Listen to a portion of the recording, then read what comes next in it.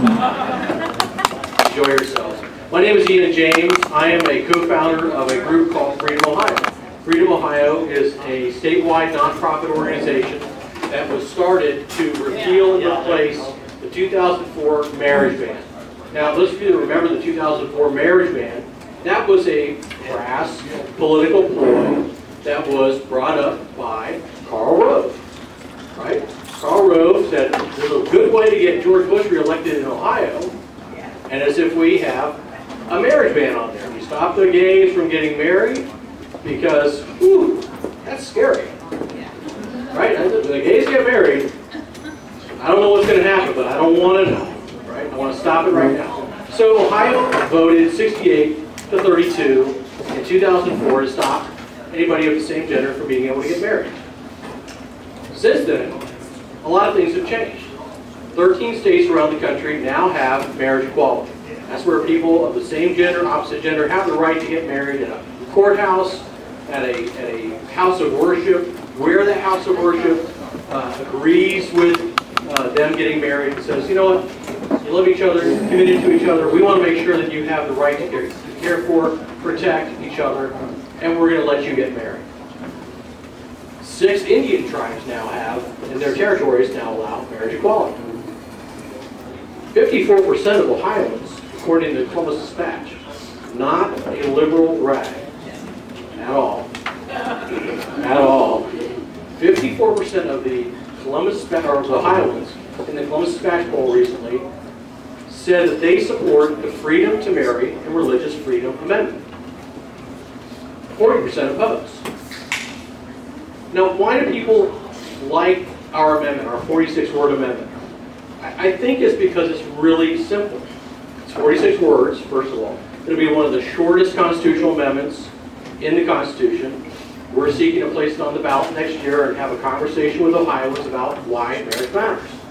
Why does it matter? Well, it matters because when you are either straight or gay, lesbian, bisexual, transgender, whatever, and you love another person, and you want to marry them, and you want to care for them, and you want to best protect them, marriage is the best way to do that.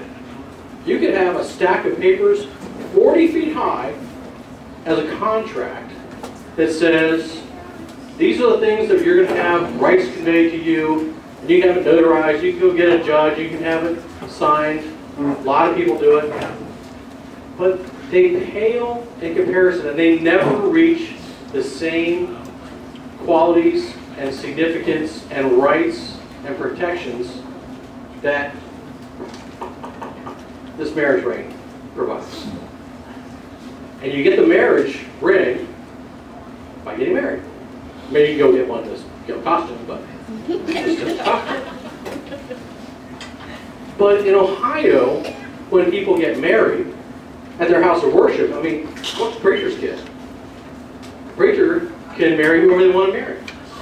But that doesn't mean that your marriage is going to be recognized by the state, the government. That means that it's recognized by the congregation. And we see that all the time. Older folks want to get married, be together. They want their church to recognize their marriage. They get married. But they don't necessarily go to the courthouse, probate court, and get a marriage license for $45 in tax. For $45 in tax. And then they don't go to a marriage officiant who gives $10 to the Secretary of State's office, Nina. $10 to the Secretary of State's office. So that they get to be a marriage officiant licensed.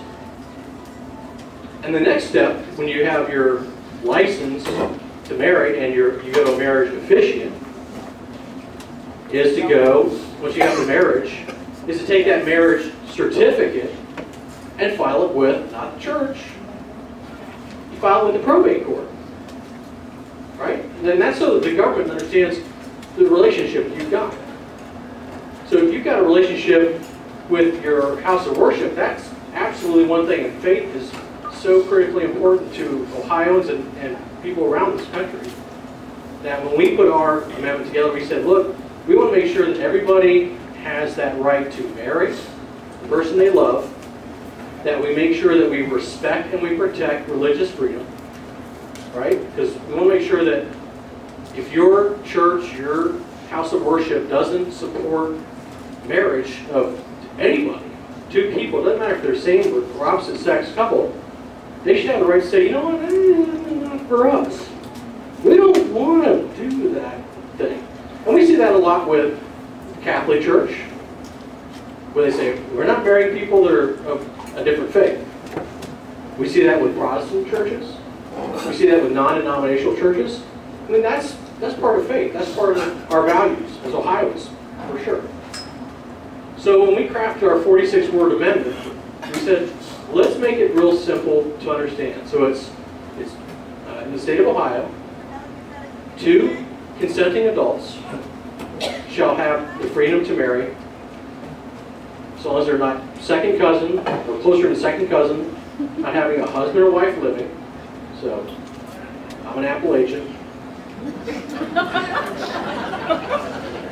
Second cousins. Not a husband or wife living. Mitt Romney's family. Right? Doesn't work there. And no religious institution shall be required to perform or recognize a marriage. Last 13 words. And no religious institution shall be required to perform or recognize a marriage.